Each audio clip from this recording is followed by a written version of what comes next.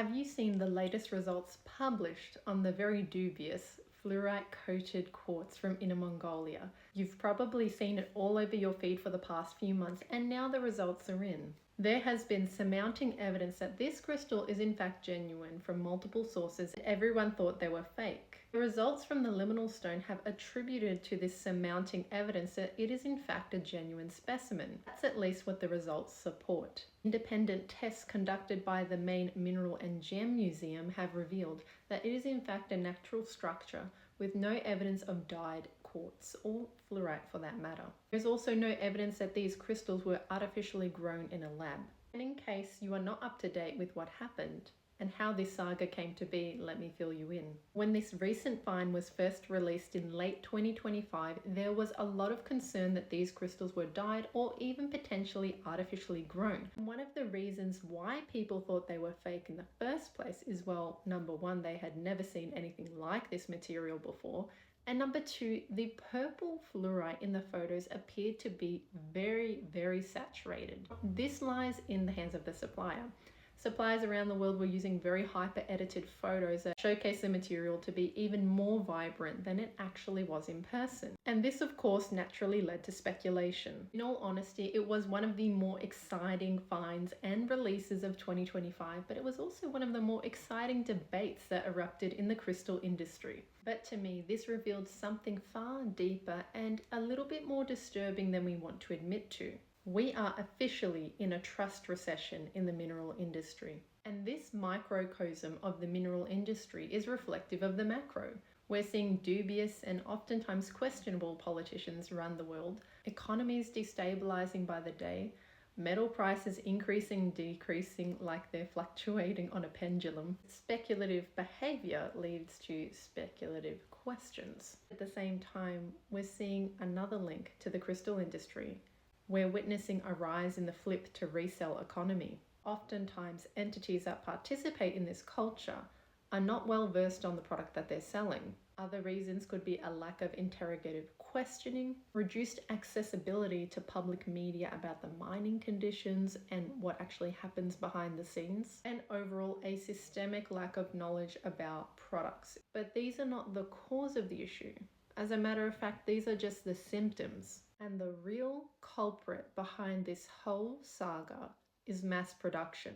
Mass production does not only apply to polished materials, it also applies to specimens, providing bulk material to the masses to fulfill an insatiable desire for more. And when individuals participate in this mass-produced economy, whether that is with raw mineral specimens or with polished mineral specimens, what ends up happening is that we fail to ask the important questions and we have little to no idea about where or how our products were made. And we see this happening in the outside as well.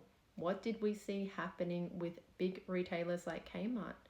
When the Dhaka disaster happened in Bangladesh, the world was privy about what was happening behind the scenes in the conditions of factories that came tumbling down. And this same phenomenon has carried over into the crystal world. Mass production has created this subculture of a flip to resell economy with entities that don't know what they're selling, all to fulfill a very increasing demand. What happens is when we're so focused on fulfilling the demand, we forget to ask the important questions. We saw this happen in 2020 with the fake hemimorphite specimens coming out of Durango, Mexico. And as a matter of fact, they weren't fake, they were dyed. And millions upon millions of dollars were sold of this kind of specimen, all without anyone's knowledge for quite some time. And it's how these treated, dyed, and sometimes faked specimens of aquamarine that were made into polished pieces went undetected for so many years in the crystal industry. When we first published our findings online, which we had learned from our suppliers, people met with skepticism and absolute shock, and rightly so.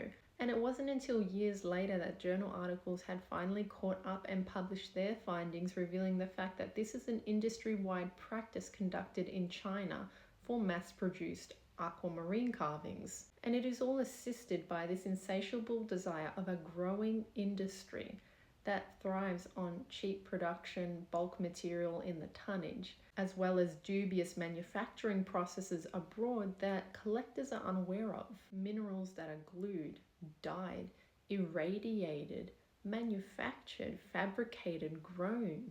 Computers that design and print carvings to your heart's content. Cheap bulk materials that are imported from countries that we will probably never lay a foot on. It appears that hyperconsumerism and mass production go hand in hand. While some say capitalism has created the heights of hyperconsumerism that we have seen today, I would beg to differ. I'll take you one step further. Hyper-consumeristic habits would not be at the heights that they are at today if it were not for mass production. Capitalism does not need mass production in order to thrive, but capitalism and hyper-consumerism are very much assisted by the gargantuan volumes of readily accessible materials of dubious origin and authenticity that are ready to sell at your heart's content. This is why we are so passionate about the work that we do, why we invest so much time to get closer to the source, to the miners, and create relationships with the artisans who make the collections that we have in our shop. Tony Robbins famously said, "What's wrong is always available, but so is what's right." Actions that we are taking to shape our industry tomorrow are made today. It's time to end that trust recession.